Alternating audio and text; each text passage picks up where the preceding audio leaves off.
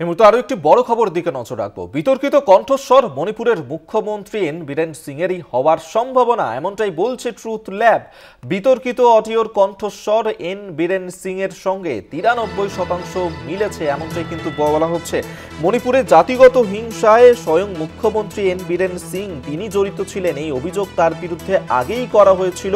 একটি audio tape viral হয়েছিল এবং সেই ভাইরাল অডিওতেই মুখ্যমন্ত্রী এন বীরেন সিংকে এই নিয়ে নির্দেশ দিতে শোনা গিয়েছিল এবং যা নিয়ে ট্রুথ ল্যাব তারা একটি যে তদন্ত করে এবং সেখানে ট্রুথ ল্যাবের তরফ থেকে এটা বলা হচ্ছে যে বিতর্কিত কণ্ঠস্বর মণিপুরের মুখ্যমন্ত্রী এন বীরেন সিং এরই হওয়ার সম্ভাবনা রয়েছে। বিতর্কিত অডিওর কণ্ঠস্বর এন বীরেন সিং এর সঙ্গে 93% মিলেছে। যদিও এই অডিওর সত্যতা যাচাই করেননি কলকাতা টিভি এবং কুকি জনগোষ্ঠীর ওপর হিংসাত্মক অভিযানের কৃতিত্ব দাবি বীরেন সিং এর। দাঙ্গাকারীদের গ্রেফতার করতে রাজি হননি মণিপুরের মুখ্যমন্ত্রী, অডিওতে এমনই রয়েছে, এমনটাই কিন্তু জানাচ্ছে দ্য ওয়ার। যদিও অডিওর সত্যতা যাচাই করেনি কলকাতা টিভি। আমরা এই নিয়ে কথা বলবো। টেলিফোনে রয়েছেন আমাদের সঙ্গে পলিটিক্যাল এডিটর আশিস চট্টোপাধ্যায়। আশিস দা, আমরা কিছুদিন আগেই দেখছিলাম যে এই মণিপুরে যে জাতিগত হিংসার ঘটনা তাতে মদত রয়েছে এন বীরেন সিং এর, সেই অভিযোগ উঠেছিল একটি অডিও টিপকে ঘিরে। সত্যিই কি সেই অডিও যার গলা শোনা যাচ্ছে তা কি এন বীরেন সিং এর, কি এখনো পর্যন্ত জানা যাচ্ছে? দেখো, মস্ত বড় খবর বলা যেতে পারে। মোদি জমানার এই যে 10-11 বছর হতে চললো, তার মধ্যে সব থেকে বড় খবর আমাদের সামনে উঠে আসছে।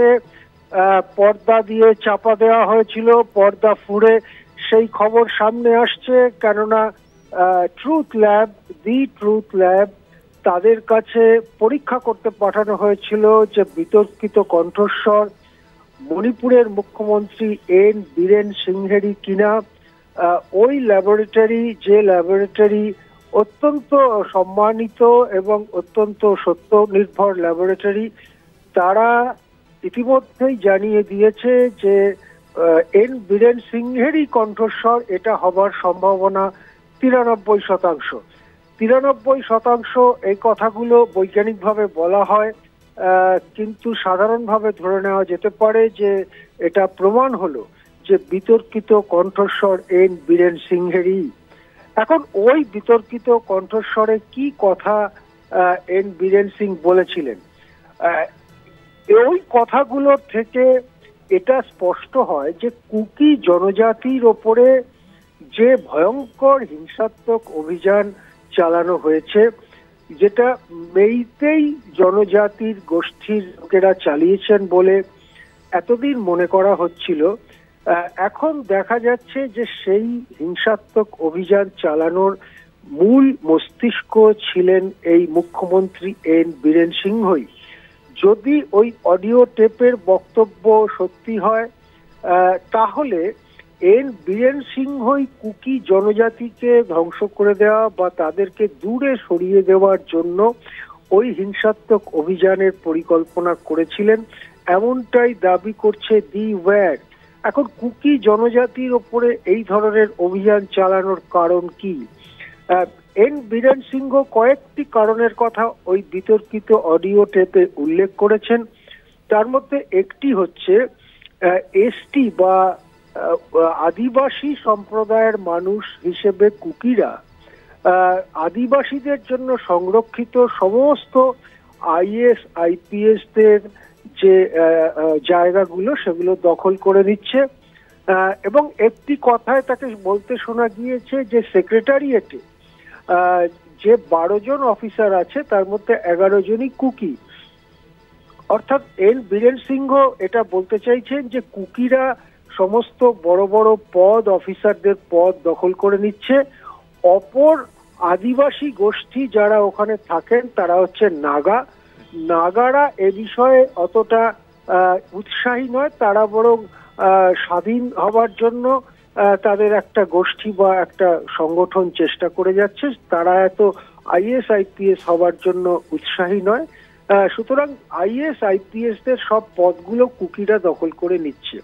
বীরেন সিংহ আরো ওই অডিও টেপে অভিযোগ করেছেন যে এই কুকিরা ক্রমাগত মেইতেই এলাকার মধ্যে এগিয়ে আসছে এবং তাদের গ্রাম স্থাপন করছে। এই গ্রামগুলোকে কুকিদের ভাষায় ভেং বলা হয়।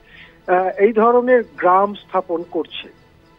এইসব কারণে কুকিদের ওপরে যে হিংসাত্মক অভিযান, সেই অভিযান চালানোর ব্যাপারে এন বীরেন সিং যদি শুরু নাও করে থাকেন, তার সম্পূর্ণ মদত আছে, এমনই অডিও টেপগুলোতে স্পষ্ট হয়েছে। অডিও টেপে এই প্রসঙ্গ রয়েছে যে মর্টারে যে ধরনের বোমা ব্যবহার করা হয়, সেই ধরনের বোমা কুকি গ্রামের ওপরে ফেলেছেন এন বীরেন সিংহের অনুগত পুলিশ বাহিনী। এই মর্টারের যে বোমা ব্যবহার হয়, মর্টার এক ধরনের বড় বন্দুকের মতো জিনিস, যাতে গুলির বদলে বড় গোলা বা বোমার আকারের গোলা গিয়ে পড়ে এবং সেই গোলা মাটি ছোঁয়া মাত্র বা কোনো জিনিসের টাচ করা মাত্র বিরাট বিস্ফোরণ হয়, আগুন জ্বলে যায় এবং বিস্ফোরণে তার কাছাকাছি সমস্ত জিনিস ধ্বংস হয়ে যায়। অমিত শাহ তাকে নাকি জিজ্ঞাসা করেছিলেন যে তুমি কি বোমা মারছো, তুমি বোমা মারা বন্ধ করো। এন বীরেন সিংহ এই কথার পরেও কোনো পাত্তা দেননি। দেশের স্বরাষ্ট্রমন্ত্রী অমিত সিংহ বারণ করার পরেও মর্টারে বোমা ফেলেছেন কুকিদের গ্রামের ওপরে। এইরকম কথা এই অডিও টেপে বেরিয়ে আসছে। গুরুতর প্রশ্ন বেরিয়ে আসছে যখন দেখা যাচ্ছে যে মণিপুরের পুলিশের থেকে বিপুল পরিমাণ অস্ত্রশস্ত্র ছিনতাই করে নিয়ে যায় মেইতেইদের হিংস্র বাহিনী। কুকিদের ওপরে অত্যাচার চালাবার জন্যই ওই সমস্ত অস্ত্রশস্ত্র ছিনতাই হয়। কেন্দ্রীয় সরকার এবং অমিত শাহ যখন নির্দেশ দেন যে এই ছিনতাইকারীদের গ্রেপ্তার করতে হবে, তাকে অগ্রাহ্য করেন এবং শেষ পর্যন্ত অমিত শাহ যখন কাকুতি মিনতি করে বলেন যে তুমি আমাদের সম্মানের কথাও ভাবো, ওখানে এনআইএ এর লোকজন আছে, তুমি ওদেরকে গ্রেপ্তার করতে দিচ্ছ না কেন, তখন প্রতীকীভাবে দুজনকে মাত্র গ্রেপ্তার করতে দিয়েছেন এন বীরেন সিংহ। অর্থাৎ এই কথাটার গুরুত্ব খুবই বেশি, কেননা একটা রাজ্যের সরকারকে বরখাস্ত করতে গেলে যে প্রধান কারণ এখন লাগে, আগে অনেক কিছুই ছিল, এখন যে প্রধান কারণ লাগে তা হচ্ছে ওই রাজ্যে বা রাজ্যের কোনো কোনো এলাকায় ভারতের সাংবিধানিক যে অথরিটি, সাংবিধানিক যে ক্ষমতা, সাংবিধানিক যে অধিকার, সেটা ভেঙে পড়েছে। কেন্দ্রীয় স্বরাষ্ট্র মন্ত্রকের নির্দেশ সত্ত্বেও, স্বরাষ্ট্রমন্ত্রীর নিজের নির্দেশ সত্ত্বেও এনআইএ কে, ন্যাশনাল ইনভেস্টিগেটিং এজেন্সিকে কাজ করতে না দেওয়া, এইরকমই একটি ঘটনা, যাতে বলা যেতে পারে যে ভারতের সংবিধান ওখানে ভেঙে পড়েছে। এতৎ সত্ত্বেও, বারবার দাবি ওঠা সত্ত্বেও বীরেন সিংহকে মুখ্যমন্ত্রী পদ থেকে সরায়নি কেন্দ্র, বরং পার্লামেন্টে কেন্দ্রের পক্ষ থেকে দাবি করা হয়েছে বারবার যে এন বীরেন সিংহ কেন্দ্রের সঙ্গে সহযোগিতা করছেন। আরো একটি বিরাট বড় ঘটনা যেটা সামনে আসছে, আমরা কিছুদিন আগের কথা আমরা দেখে শিউরে উঠেছিলাম যে দুজন কুকি নারীকে সম্পূর্ণ নগ্ন অবস্থায় রাস্তা দিয়ে হাঁটিয়ে নিয়ে যাওয়া হচ্ছে। তার পেছনে একদল উন্মত্ত মানুষ, তারা তাণ্ডব করতে করতে যাচ্ছে এবং প্রাণ ভয়ে সেই দুজন একেবারে নগ্ন দুজন নারী, তারা জোরে জোরে হেঁটে যাচ্ছে রাস্তা দিয়ে। এই ভিডিও আমাদের সামনে এসেছিল এবং ভিডিওটি এতই মারাত্মক ছিল যে সারা বিশ্বের সামনে ভারতের মাথা নত হয়ে গিয়েছিল এবং বিরাট নীরবতা ভেঙে প্রধানমন্ত্রী মোদীকেও দুটি লাইনে দুঃখ প্রকাশ করে এই ধরনের ঘটনাকে নিন্দা করতে হয়েছিল। এখন এই অডিও টেপ যদি সত্যি হয়, তাহলে সেখানে বীরেন সিংহ দাবি করছেন আমাদের লজ্জার কি আছে। আরে এটা বলো না যে ওই দুটো মেয়েকে রেপ করে খুন করে দেওয়া হয়নি, তাদেরকে বাঁচিয়েছে মেইতেইয়ের ছেলেরা, সেই কথাটা বলো। অর্থাৎ মেয়েরা যে দাবি করেছে যে তাদের রেপ করবার পরে, ধর্ষণ করবার পরে নগ্ন করে হাঁটিয়ে নিয়ে যাওয়া হয়েছে সারা দুনিয়াকে দেখাবার জন্য, সেই কথাটা তো স্বীকার করলেনই না, বরং বললেন যে তাদেরকে বাঁচিয়েছে মেইতেই সম্প্রদায়ের লোকেরা, তাদের নগ্ন অবস্থা থেকে পরে জামা কাপড় পরিয়ে তাদের বাড়িতে তাদের জায়গায় ফেরত পাঠাবার ব্যাপারে মেইতেই লোকেরাই নাকি সাহায্য করেছে। অর্থাৎ যে ব্যাপারে প্রধানমন্ত্রী পর্যন্ত লজ্জা এবং দুঃখ প্রকাশ করতে বাধ্য হয়েছিলেন, সেই ব্যাপারটাকে উড়িয়েই দিলেন বীরেন সিং। এইভাবে একটার পর একটা ঘটনা যা মণিপুরে ভয়ঙ্কর হিংসার জন্ম দিয়েছে, যে হিংসায় গত বছরের আগস্ট পর্যন্ত সরকারিভাবে স্বীকার করে নেওয়া হয়েছে যে 226 জন মানুষ নিহত হয়েছেন, 11,133টি বাড়িতে অগ্নিসংযোগ করা হয়েছে, 11,892টি এফআইআর করা হয়েছে, এবং যেখানে 2023 সালের মে মাসের 20 থেকে 23 পর্যন্ত অমিত শাহ গিয়ে দেশের স্বরাষ্ট্রমন্ত্রী গিয়ে পরিস্থিতি সামলাবার চেষ্টা করেছিলেন, কিন্তু তিনি কিছু করতে পারেননি।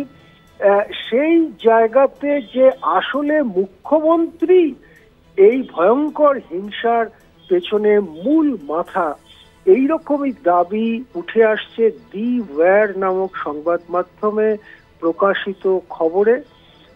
তিনি স্পষ্টই বলছেন, আমি হিংসাত্মক ঘটনা শুরু করিয়েছি।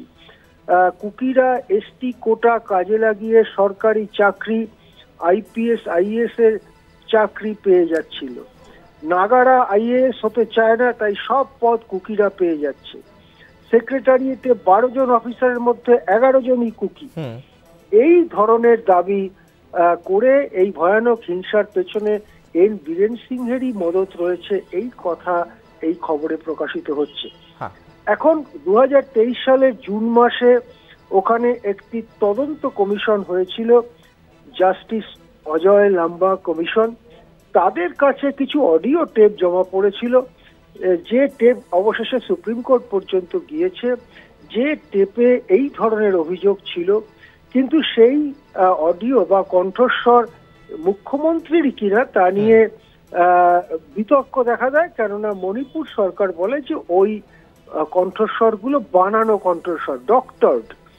তারপরেই এটা দি ট্রুথ ল্যাবে পরীক্ষা করতে দেওয়া হয় এবং সেই ল্যাবরেটরি থেকে জানানো হয়েছে 93% সম্ভাবনা ওই কণ্ঠস্বর মণিপুরের মুখ্যমন্ত্রী এন বীরেন সিংহেরই। এই জিনিস প্রকাশিত হওয়ার পরে কেন্দ্র এবারে কি করবে? যদি কেন্দ্র আইন অনুযায়ী চলে, তাহলে নিজের দলের মুখ্যমন্ত্রী এটা না দেখে অবিলম্বে এই সরকারকে বরখাস্ত করার দিকেই যাওয়া উচিত। আইন অন্তত এমনটাই দাবি করে। একেবারে আমাদের নজর থাকবে সেদিকে। আপাতত ধন্যবাদ জানাবো আপনাকে। পলিটিক্যাল এডিটর আশিস চট্টোপাধ্যায় আমাদের সঙ্গে টেলিফোনে ছিলেন।